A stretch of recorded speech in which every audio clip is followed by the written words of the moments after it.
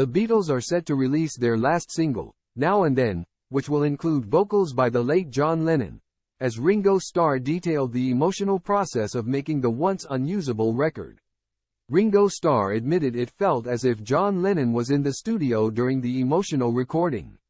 The Beatles will release what is said to be their last ever song this week, pieced together from recordings spanning more than 4 decades. But the record Now and Then would not have been possible without the help of artificial intelligence, AI. Ringo told Radio Times. Paul called me up and said he'd like to work on Now and Then, what do you think?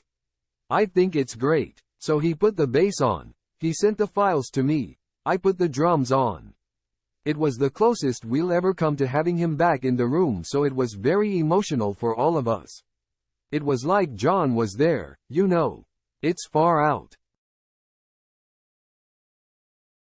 Quote.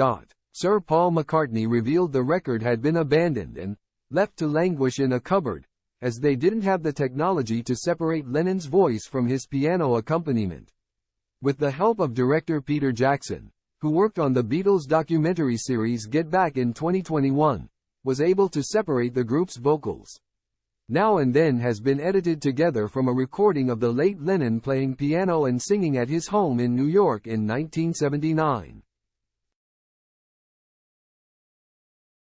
The endeavor was previously called off due to poor sound quality, but now new recordings made earlier this year of McCartney and Ringo have been added.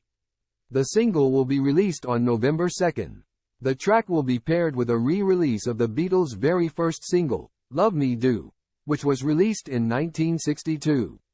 And a day prior to its Thursday release, a 12-minute documentary film, titled Now and Then, the last Beatles song will premiere on Disney+. Then on Friday, an accompanying music video will debut.